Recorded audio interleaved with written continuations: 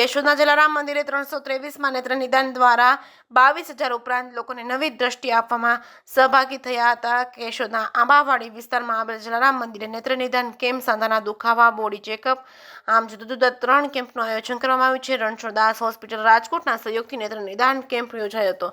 જલારામ મંદિરના ટ્રસ્ટી દિનેશભાઈ કાનાબાના જણાવ્યા મુજબ કેશોદના જલારામ મંદિર ખાતે છેલ્લા ઘણા વર્ષથી યોજાતા નિઃશુલ્ક નેત્ર નિદાન કેમ્પમાં અત્યાર સુધીમાં 323 જેટલા નેત્ર નિદાન કેમ્પ યોજવામાં આવ્યા છે, જેમાં લગભગ 22,991 જેટલા મોતિયાના દર્દીઓને ફ્રીમાં ઓપરેશન રણછોડદાસ હોસ્પિટલ રાજકોટ દ્વારા કરવામાં આવેલ છે. જલારામ મંદિરે પહેલા અને ત્રીજા રવિવારે વર્ષોથી રણછોડદાસ આશ્રમ ટ્રસ્ટ રાજકોટના સહયોગથી નેત્ર નિદાન કેમ્પ રાખવામાં આવે છે.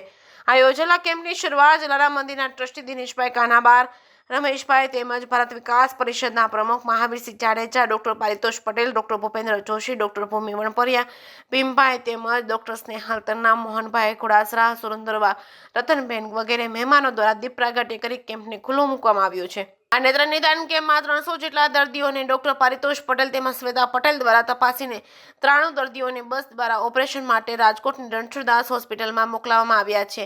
નેચરોથેરાપી ડોક્ટર ભૂમિ વણપરિયા દ્વારા સાંધાના વા, ઘૂંટણના દર્દીઓને સારવાર આપવામાં આવી હતી. જે કેસની ગુજરાતી સાથે રાજુ પંડ્યા, કેશોદ. જલારામ મંદિર કેશોદ દ્વારા અવનવી સેવાકીય પ્રવૃત્તિઓ કરવામાં આવી રહી છે. ખાસ કરીને પહેલા અને ત્રીજા રવિવારે આઈ કેમ્પ યોજવામાં આવે છે.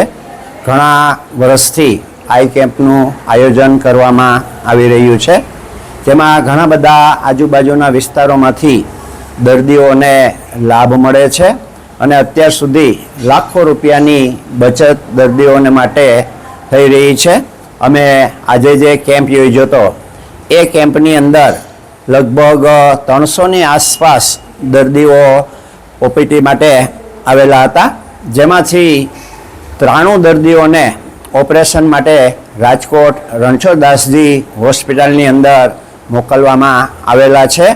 જલારામ મંદિર દ્વારા થતા કેમ્પની અંદર જુદા જુદા દાતાઓ દ્વારા ભોજનની વ્યવસ્થા થતી હોય છે, પરંતુ આજે અમારા જલારામ મંદિર દ્વારા જ આજનો કેમ્પ યોજવામાં આવેલો હતો. અત્યાર સુધીની અંદર 23,000ની આસપાસ સફળ ઓપરેશનો જલારામ મંદિર દ્વારા કરાવવામાં આવ્યા છે અને લોકોને એક નવી દ્રષ્ટિ આપવામાં આવેલી છે.